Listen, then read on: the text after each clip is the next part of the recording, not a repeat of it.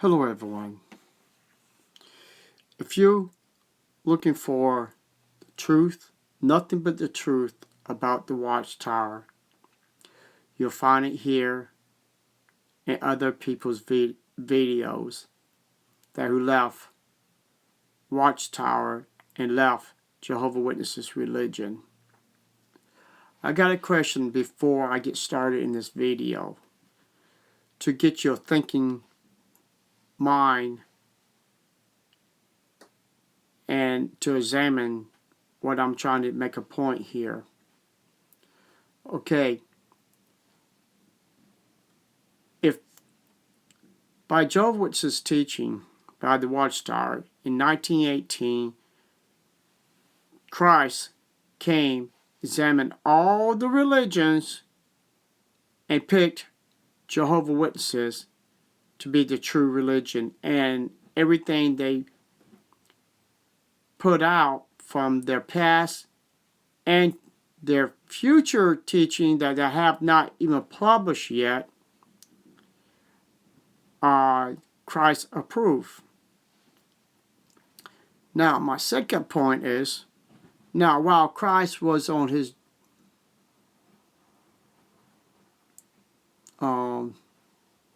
talking to the board of directors or Judge Ruckford at that time, did he mention to them that in the future, in their time, or right then and there, that he rejected the Jews when he went back to heaven and when he came back to earth in 1918 and chose them? Did he pick the Bible students at that time to replace the Jews? Well, if he did, then why would Judge Ruckford write a book in 1925, Comfort for the Jews, which it should have said Comfort for the Bible students? It's something to really think about it, Jehovah's Witnesses. I mean, we talk about several years later when he wrote this book. Why would he disobey Christ when Christ said Jews are no longer his people? He was not going to use them. He was going to use the future of the Bible students, which some later down the line became Jehovah's Witnesses. So, we got that out of the way. Now, I'm going to bring out one more point. The Bible students today, the ones who stuck with Charles T. Russell's teaching, I've seen videos of them. They even said the Jews are still God's chosen people. When I call them, they even say same thing. So, why did Judge Ruckford, after he wrote this book and World War II started, and then he changed his mind? Now remember, whatever comes out of Christ's mouth and God's mouth, it's the truth. It's not going to be flip-flop all over the place to prove Christ a liar and God a liar. Why would Judge Ruckford write this book to prove Christ a liar if he already disowned disowned the Jews in 1918? It's something to think about, Jehovah's Witnesses. So I'm going to show you something that I found in this book. I'm going to let y'all read this for yourselves. But the main part I wanted to bring out is Judge Rutherford was known throughout the world as a friend of the Hebrew people. The friend of the Hebrew people. We are told that we're supposed to reject the Jews because they are not God's chosen people.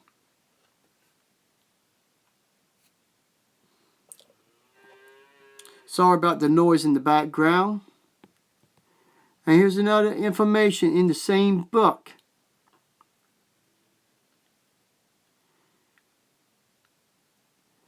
The volume will be performed interest to Jews and Gentiles alike.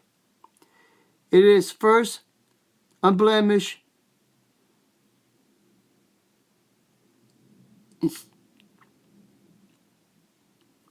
I can't say that word. Subject from the scripture's viewpoint published.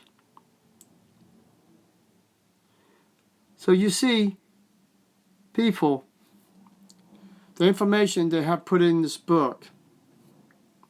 Now, the main purpose I want to bring out is on page 59. Now, I'm going to skip the one down to where it says 1914 AD.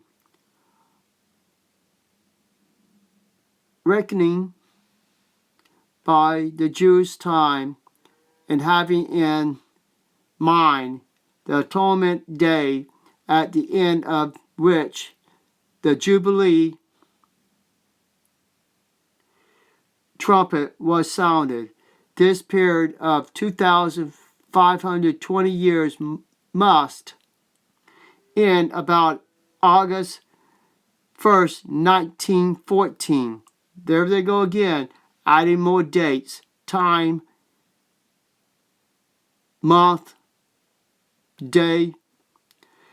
If this, now get this, if this calculation is correct, and it must be, then something should have occurred in 1914 to mark the end of God's favor to the Gentiles, and something to indicate shortly thereafter that God's favor was returning to the Jews. Which is talking about the Bible students and Watchtower, find it even so. Let's go back to that again. Near the bottom, 1914 to mark the end of God's favor to the Gentiles, and something to indicate shortly thereafter that God's favor was returning to the Jews. We find it even so. Jehovah's Witnesses, in this book, did Christ change his mind in 1918, disown the Bible, disown the Jews? In 1925, God and Christ favored the Jews just a little bit later down the line when this book was written? Come on, people, wake up. How can this organization keep lying and lying about the Bible when it never said anywhere God rejected the Jews and chose the Gentiles to be the true religion? Of course, he wants the Jews and the Gentiles to be Christians, because the Jews at that time, they were believing in the old covenant, And Christ came to show them the new covenant, the new part of the Bible, the Greek scriptures, which the Jews don't recognize, but they're getting there. But we Christians cannot go around telling people that God replaced the Jews. That is a bare-faced lie. And Judge Rutherford, only reason he changed the teaching from this book was because of Hitler. And what happened to the Jews over there in Germany? People, Christ would never pick Watchtower or the Bible students